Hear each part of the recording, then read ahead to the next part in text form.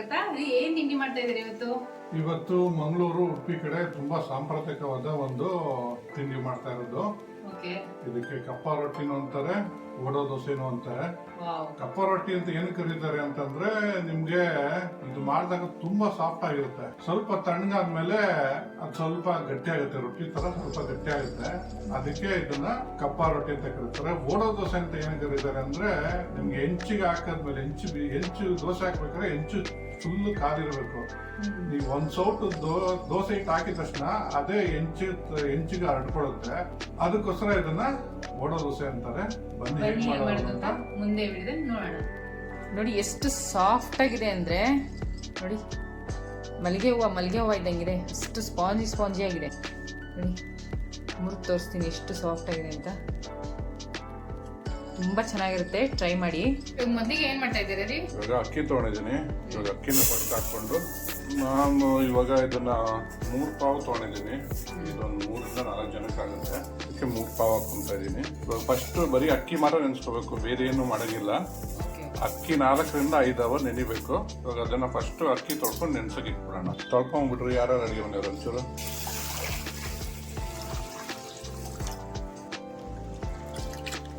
ನೀಟಾಗಿ ತೊಳೆದಿದ್ದೀರಾ? ಯಾರು ಅಡುಗೆ ಮನೆಯವ್ರೆ? ನೀಟಾಗಿ ತೊಳೆದಿದ್ದೀರಾ?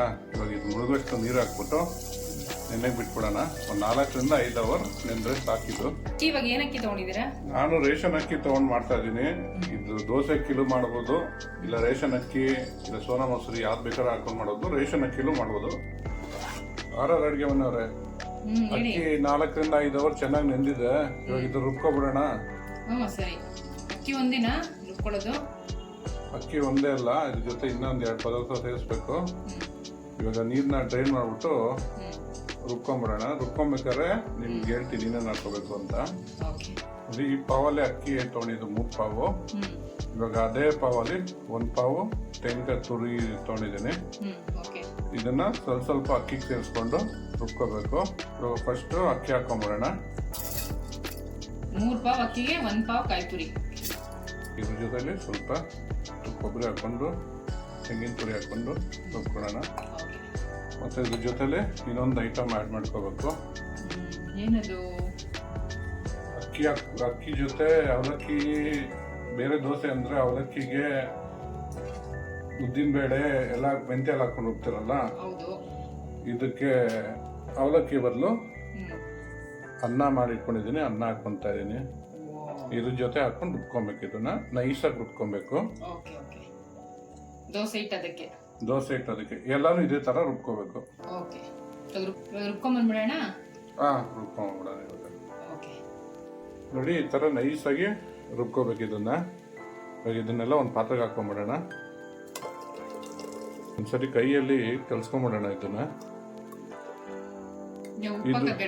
ಉಪ್ಪು ಹಾಕೊಬೇಕು ಇವಾಗ. ಮತ್ತೆ ಇದು ನೋಡಿ ಈ ಅದಕ್ಕಿರಬೇಕು. ತುಂಬಾ ಗಟ್ಟಿಗೂ ಇರಬಾರ್ದು, ತುಂಬಾ ತೆಳ್ಳಗೂ ಇರಬಾರ್ದು. ಈ ತರ ನೋಡಿ ಕೈಯಿಂದ ಬಿಟ್ರೆ ಹಿಂಗೆ ಜಾರ್ತಾ ಇರಬೇಕು, ಈ ತರ ಇರಬೇಕು. ಬೇಕಾದ್ರೆ ರುಚಿಗೆ ತಕ್ಕಷ್ಟು ಉಪ್ಪು ಹಾಕೊಳ್ಳೋಣ. ಹಾಕಿ ಯಾರೇ ಉಪ್ಪು ಹಾಕಿ ಒಂದ್ಸರಿ ಮಿಕ್ಸ್ ಮಾಡ್ಕೊಳ್ಳೋಣ. ಚೆನ್ನಾಗಿ ಮಿಕ್ಸ್ ಮಾಡಿ ನೀಟಾಗಿ. ಇದು ಕಲಸಿದ ತಕ್ಷಣ ಬೇಕಾದ್ರೆ ಮಾಡ್ಕೊಬೋದು, ಇಲ್ಲಾಂದ್ರೆ ರೆಸ್ಟ್ ಕೊಟ್ಬಿಟ್ಟು ಮಾಡ್ಕೊಬೋದು. ಇದಕ್ಕೆ ಸೋಡಾ ಈಸ್ಟು ಏನು ಹಾಕಂಗಿಲ್ಲ. ಇವಾಗ ಇದನ್ನ ಸ್ವಲ್ಪ ಹೊತ್ತು ರೆಸ್ಟ್ ಬಿಟ್ಬಿಡೋಣ. ಏನು ಮಾಡ್ತಾ ಇದ್ದೀರಾ? ಏನು ಮಾಡ್ತಲ್ಲ, ಕಪ್ಪ ರೊಟ್ಟಿಗೆ ಕಾಯಿ ಚಟ್ನಿ ಮಾಡ್ತಾ ಇದ್ದೀನಿ. ಕೊತ್ತಂಬರಿ, ಒಂದು ಅರ್ಧ ಇಂಚು ಶುಂಠಿ, 4 ಹಸಿಮೆಣಸಿನ್ಕಾಯಿ, ಸ್ವಲ್ಪ ಹುಣಸೆಹಣ್ಣು, ಒಂದು 3 ಟೇಬಲ್ ಸ್ಪೂನು ಹುರ್ಗಡ್ಲೆ ಹಾಕೊಂತ ಇದ್ದೀನಿ. ರುಚಿಗೆ ತಕ್ಕಷ್ಟು ಉಪ್ಪು ಹಾಕಿ ಒಂಚೂರು ಇವಾಗ ಇದನ್ನು ರುಬ್ಕೊಂಡ್ಬಿಡೋಣ. ನೋಡಿ ಈ ತರ ಸ್ವಲ್ಪ ತರ್ತರಿಯಾಗಿ ರುಬ್ಕೊಂಡಾದ್ಮೇಲೆ ಒಂದು ಅರ್ಧ ಲೋಟಷ್ಟು ಹಾಲು ಹಾಕೊಂತ ಇದ್ದೀನಿ. ಹಾಲು ಹಾಕೊಂತ ಇದ್ದೀರಾ? ಹೊಸ ಡಿಫ್ರೆಂಟ್ ಆಗಿದೆಯಲ್ಲ. ಡಿಫ್ರೆಂಟ್ ಆಗೇನಿಲ್ಲ. ಅಡುಗೆ ಬಂದವ್ರೆ ನಿಮ್ಗೆ ಗೊತ್ತಿಲ್ಲ. ಹಾಲು ಹಾಕೊಂಡ್ರೆ ಟೇಸ್ಟ್ ಒಂಥರ ತುಂಬಾ ಚೆನ್ನಾಗಿರುತ್ತೆ. 1/4 ಲೋಟ ಅಷ್ಟು ನೀರು ಹಾಕೊಂಡಿದ್ದೀನಿ. ಇವಾಗ ಇದನ್ನ ನುಣ್ಣಗೆ ರುಬ್ಕೊಂಡ್ಬಿಡೋಣ. ನೋಡಿ ಚಟ್ನಿ ಇವಾಗ ರೆಡಿ ಆಗಿದೆ. ಇವಾಗ ಇದಕ್ಕೊಂದು ಒಗ್ಗರಣೆ ಮಾಡ್ಕೊಳ್ಳೋಣ. ಒಗ್ಗರಣೆ ಹಾಕೊಂಡಿಲ್ಲ ಅಂದ್ರೆ ಚಟ್ನಿ ಫುಲ್ ಕಂಪ್ಲೀಟ್ ಆಗಲ್ಲ. ಒಗ್ಗರಣೆ ಹಾಕೊಳ್ಳೋದಕ್ಕೆ 1 ಟೇಬಲ್ ಸ್ಪೂನ್ ಕೊಬ್ಬರಿ ಎಣ್ಣೆ ಹಾಕೊಂತ ಇದ್ದೀನಿ. ಇವಾಗ ಎಣ್ಣೆ ಕಾದಿದೆ. ಸ್ವಲ್ಪ ಉದ್ದಿನಬೇಳೆ ಹಾಕೊಂತ ಇದ್ದೀನಿ, ಸ್ವಲ್ಪ ಇಂಗು, ಒಂದು ಒಣಮೆಣಸಿನ್ಕಾಯಿ ಮುರ್ಕೊಂಡಿರೋದು, ಸ್ವಲ್ಪ ಕರಿಬೇವು. ಇಷ್ಟೇ ಸಿಂಪಲ್ ಒಗ್ಗರಣೆ. ಅದಕ್ಕೆ ಸಾಸಿವೆ ಜೀರಿಗೆ ಎಲ್ಲ ಏನು ಹಾಕೊಳ್ಳೋದಿಲ್ಲ. ನೋಡಿ ಒಗ್ಗರಣೆ ಆಗಿದೆ. ಸ್ಟವ್ ಆಫ್ ಮಾಡ್ಕೊಡೋಣ. ಇವಾಗ ಒಗ್ಗರಣೆನ ಚಟ್ನಿಗೆ ಹಾಕೊತಾ ಇದ್ದೀನಿ.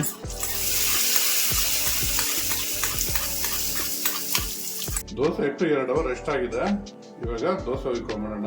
ಇಲ್ಲಿ ಹೆಂಚ್ಕಾದಿದೆ, ದೋಸೆ ಹುಯ್ಕೊಂತ ಇದೀನಿ. ನೋಡಿ, ಇದು ಹರಡಂಗಿಲ್ಲ, ಇದೇ ತರ ಹುಯ್ಕೋಬೇಕು, ಅದೇ ಹರಡ್ಕೊಳುತ್ತೆ. ಅದಕ್ಕೆ ಇದನ್ನ ಓಡೋ ದೋಸೆ ಅಂತ ಕರೀತಾರೆ. ನೋಡಿ ಎಷ್ಟು ಚೆನ್ನಾಗಿ ಕಂಡು ಬರ್ತದೆ. ಎಣ್ಣೆ ಹಾಕೊಳ್ಳೋಗಿಲ್ವಾ ಇದು?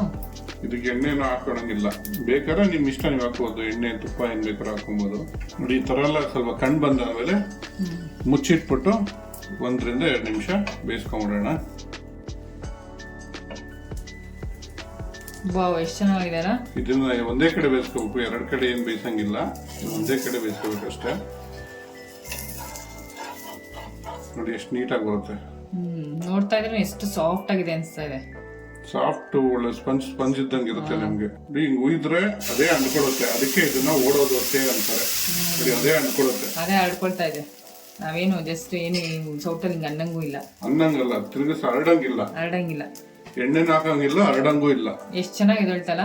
ಸೂಪರ್ ಆಗಿ ಒಂಚೂರು ಎಣ್ಣೆನೂ ಹಾಕಿಲ್ಲ ನಾವು, ಎಣ್ಣೆನೂ ಹಾಕಂಗಿಲ್ಲ. ಇದಕ್ಕೆ ಹಂಗೆ ಎದೊಡುತ್ತೆ. ನೋಡಿ ಕಣ್ಣುಗಳು, ಇದು ಸ್ಪೆಷಾಲಿಟಿ ದೋಸೆ ಇದನ್ನ ಕಣ್ಣುಗಳು ಹಾಕಿದ ತಕ್ಷಣ ಹಂಗೆ ಬೇಯ್ತದಂಗೆ ಕಣ್ಣುಗಳು ಹಂಗೆ ಬಂದ್ಬಿಡುತ್ತೆ. ದೋಸೆ ಹಾಕೋಬೇಕಾದ್ರೆ ಇದು ಫ್ಲೇಮ್ ಹೆಂಚಿ ಚೆನ್ನಾಗಿ ಕಾದಿರಬೇಕು. ದೋಸೆ ಹಾಕಿದ್ಮೇಲೆ ಫ್ಲೇಮ್ ಕಡಿಮೆ ಮಾಡಬೇಕು. ಇದನ್ನ ನೀಟಾಗಿ ಬೇಯುತ್ತೆ. ಹೌದು, ದೋಸೆ ಏನಕ್ಕೆ ಕಾಯ್ಬೇಕು ಅಂದ್ರೆ ಹಾಕಿದ ತಕ್ಷಣ ಹರಡ್ಕೊಳ್ಳುತ್ತಲ್ಲ, ಅದಕ್ಕೇನೆ ದೋಸೆ ಚೆನ್ನಾಗಿ ಹೆಂಚಿ ಚೆನ್ನಾಗಿ ಕಾದಿರ್ಬೇಕು ಅಂತ ಹೇಳೋದು. ನೋಡಿ ಕಣ್ಣು ಹೆಂಗ್ ಬರ್ತದೆ. ಈ ತರ ಕಣ್ಣು ಬಂದ್ಮೇಲೆ ಮುಚ್ಚಿಟ್ಕೊಂಡು 1 ರಿಂದ 2 ನಿಮಿಷ ಬೇಯಿಸ್ಕೊಬೇಕು. ಇದು ಫ್ಲೇಮ್ ಆವಾಗ ಸ್ವಲ್ಪ ಕಡಿಮೆ ಮಾಡ್ಕೊಬೇಕು. ನೋಡಿ ಇವಾಗ ಬೆಂದಿದೆ, ತಕೊಂಡ್ಬಿಡೋಣ. ಇದು ಒಂದೇ ಕಡೆ ಬೇಯಿಸ್ಕೊಬೇಕು, 2 ಕಡೆ ಬೇಯಿಸ್ಬಾರ್ದು. ನೋಡಿ ಎಷ್ಟು ಸಾಫ್ಟ್ ಆಗಿದೆ ಅಂದ್ರೆ, ನೋಡಿ ಮಲ್ಲಿಗೆ ಹೂವು ಇದ್ದಂಗಿದೆ, ಅಷ್ಟು ಸ್ಪಾಂಜಿ ಆಗಿದೆ. ಕಪ್ಪ ರೊಟ್ಟಿ ತೆಂಗಿನಕಾಯಿ ಚಟ್ನಿ ರೆಡಿ ಆಗಿದೆ. ಟ್ರೈ ಮಾಡಿಬಿಟ್ಟು ಹೇಗಿತ್ತು ಅಂತ ಕಮೆಂಟ್ ಬಾಕ್ಸಲ್ಲಿ ತಿಳಿಸಿ. Thanks for watching our video.